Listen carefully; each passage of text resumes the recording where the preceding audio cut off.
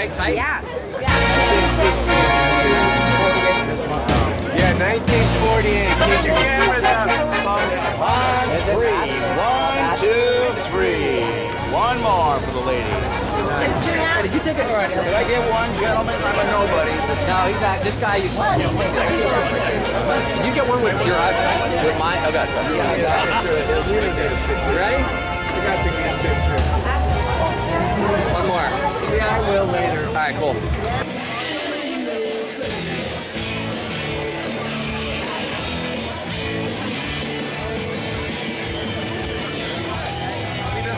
I am here, believe it or not, at Muscle Beach, Venice, California with Macho Man. Right here. What do you got to say for yourself? You've been hiding for a while. I got to say a few things, Mr. Glass. I gotta say a few things. We're out here at Muscle Beach, but I'm gonna go walking down the Yellow Brick Road. And I tell you why I'm gonna walk down the Yellow Brick Road, because I'm looking for that Tin Man, because he's got no heart. And I'm looking for that lion, because he's a coward. You seen that coward around here? Because I'm looking for him here on Muscle Beach today. 37, okay, call it 37. Now, what if you do find the Tin Man? Hey, if I find that Tin Man, I'm gonna take that little Toto dog with me, and we're gonna go stamp his legs, I tell you. And he's not gonna need to pay for a cremation, I tell you why. Because I'm gonna ground his bones into dust. Yeah, that's what I'm gonna do, Mr. Glass, yeah. You are so cool, man.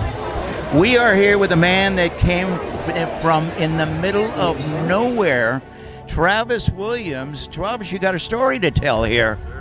Came from a small little farm town in Idaho. I moved to Las Vegas last year to pursue bodybuilding, actually. Last year, I came down here at this time during my anniversary, and we didn't know that this competition was going on, so we made it a plan next year to come. Fortunately, I got divorced in that process, but I still made it down here to have fun. I wasn't even going to compete at all. I brought my suit just with me. I brought on a little tan, and decided to tan up. I dieted for 2 days for this show, and then ate a bunch of donuts last night to fill up. And so Your carbs. Exactly. And so debating on still doing it this morning, and jumped into it and can't complain. So What's the rest of your story, my friend? well, I grew up in Idaho, like I said, a little small farm town. We had 1,500 acres of farmland. We had Lone Wolf Farms, what it was called. But when I was young, my dad taught me how to drive a tractor. Now they would give us certain sections to go out, and we would be on our dirt bikes, and we'd drive out and we'd go move hand lines in the field. And being about 7 years old, you'd have irrigation boots up to your crotch up here, so you'd have to be walking through the potatoes carrying pipe out there, you know. And when we were little, it would be about 11, 12 at night before we got into to eat. So my parents, the only way they could, get our food is they'd have big water jugs, for the day, because it'd get hot, and then they would brush off the potatoes, clean them off. Then they'd take them and they'd stick them in the engine. Then we'd make a couple passes, and then heat it up just enough, so then my dad would cut it up on a knife and serve it to us right there in the tractors. And that's how you got so big and muscular. Yes, it's the Idaho potatoes. So that's what causes it all, right there. Amazing. Well, you heard it, folks. We hit the jackpot. We got 3 of the most beautiful vintage swimsuit ladies I have ever seen, and their names are Cindy, Adriana. Alyssa. Now, what's going on today down here? What are you doing? We are here to compete in the vintage swimsuit muscle competition.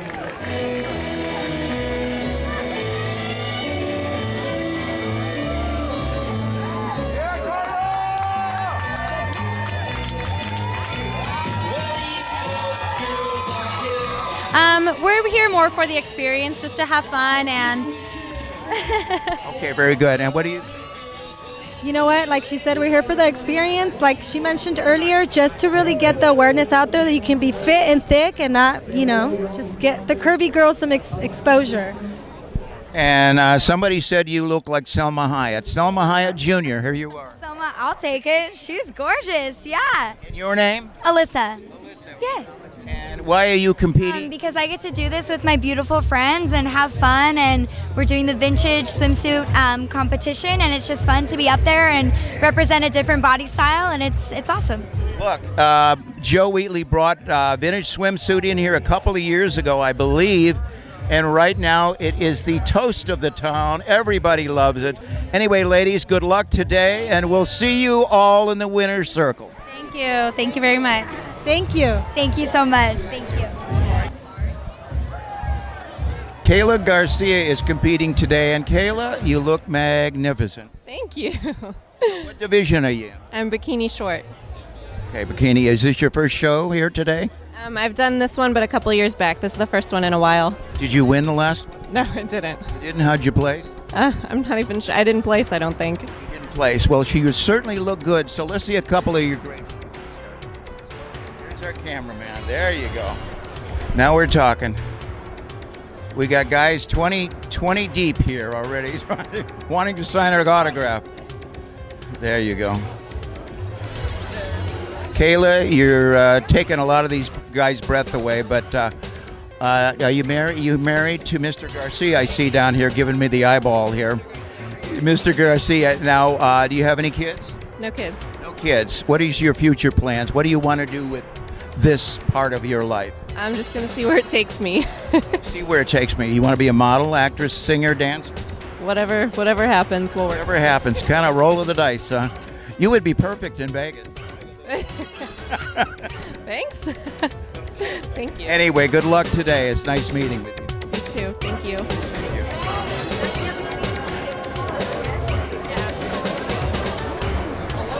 Muscle Beach, Venice. We have a SAG and AFTRA actor in front of me. Sir, your name? My name's Christian Olivo. And I've seen you somewhere before. Where would that be? You see me right here in Muscle Beach. No, I'm saying you've done commercials and things. And what was that for? For DD's Discounts. I've also done Sagjaw Jenum. Been on MTV's Wonderland. Yeah, just recently booked a show on What Now? Here TV. Baywatch. Watch 2, yep. And he's a good-looking guy, as you can see. So I predict Superman. How about that? Yeah, why not? What's your future goal, say, in the next 5 years? Well, I'm trying to come after The Rock. You know, he's getting a little old. Someone's got to step in his shoes. So you can call me The Rock 2.0. There you go. I love it. Bringing the muscles back to the big screen. You got the look, man. I tell you, I've been to the East, I've been to the West. I think everybody at Muscle Beach likes you the best. Oh, well, thank you very much. You're too kind. Thank you so much. Thank you. Thank you.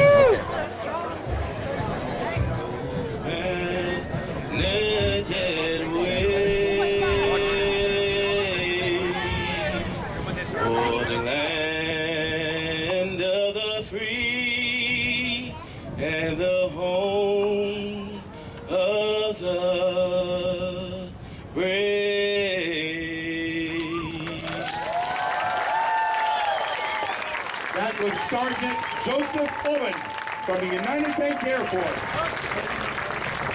He was inducted into the IFBB Hall of Fame in 2000 on February 12, 2002.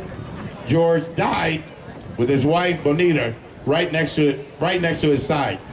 Today, to accept the award on his behalf, we've got his son, Sean Eiferman, to accept the award on behalf of his father. Sean? So we really hit the jackpot here. We are with the official, I say the official, inauguration for the great George Eiferman today, and we are fortunate enough to meet up with George's son, and his name is? Sean. Sean. I could tell you stories about George that you wouldn't believe, but I'll tell you what, I'll let you do the talking. Tell me a little bit about George and your life with George Eiferman. He was born in 1925.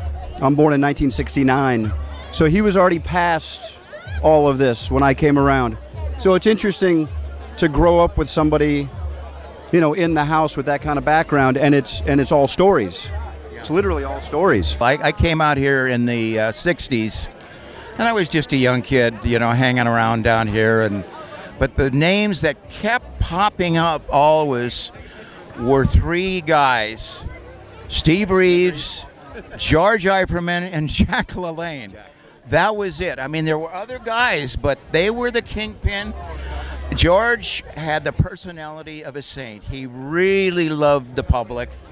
If he meets somebody, he would spend a lot of time showing them how to train, helping them with whatever. So your dad was a giver. a sweetheart. That's every story, ironically enough, the common thread of every story that I've ever heard was that, a gentle giant and a sweetheart of a man and very kind and very generous and all very, very congruent to what you just said across the board. I haven't had one person come up to me. We live in Las Vegas all these years. Oh, yeah. No one's ever come up and said, Eiferman, he owes me money, or he was a jerk to me one time at a contest, or he yelled at me at the gym, or whatever. And that's the legacy.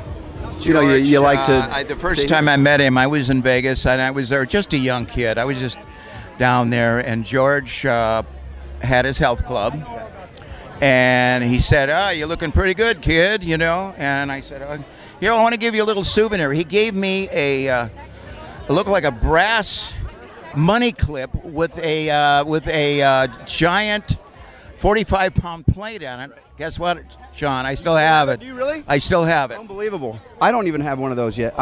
He used to give out little sunglasses all the time to go on his... Yes, I got those too. He had the coolest business cards on the planet, these folding business. Yeah, yeah.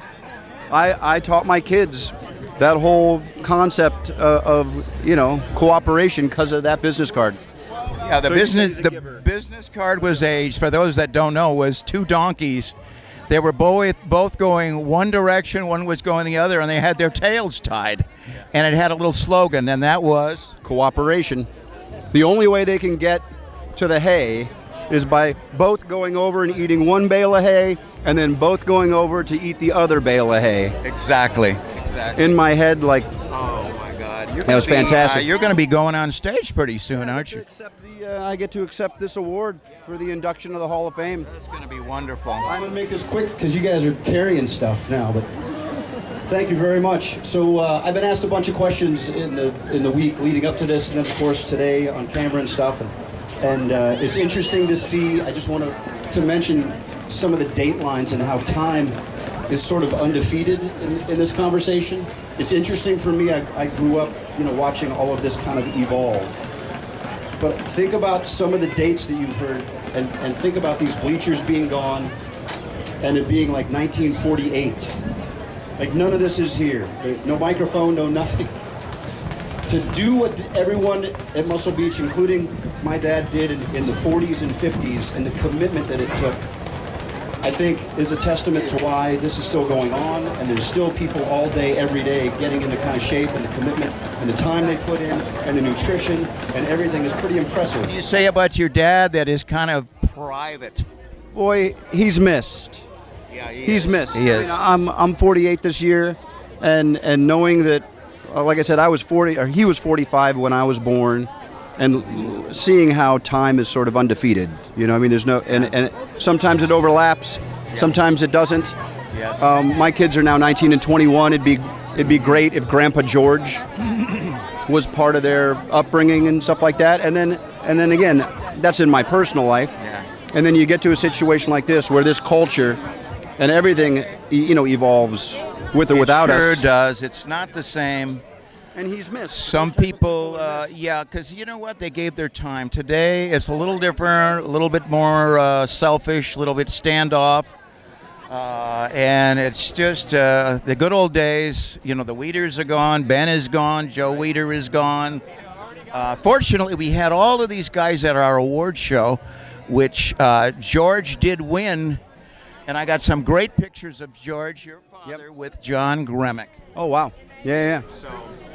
No, they're great. Yeah. He's number 4 on that list. Yeah.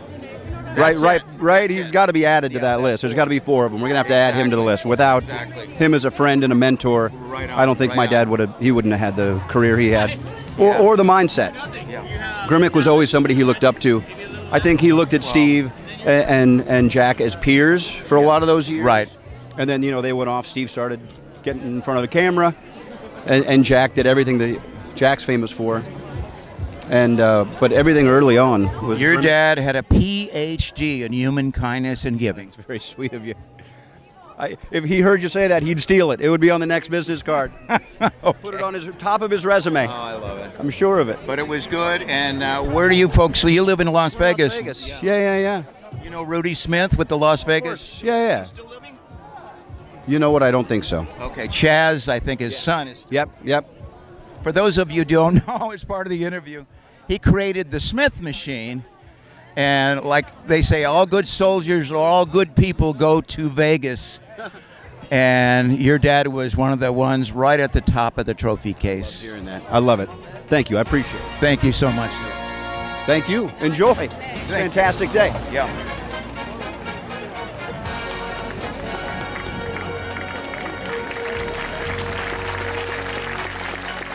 You got an agent here. You ready to sign? You're gonna do an agent? What are you gonna do an agent for me? Because Macho Man don't need no agent because he represents himself. Yeah. I love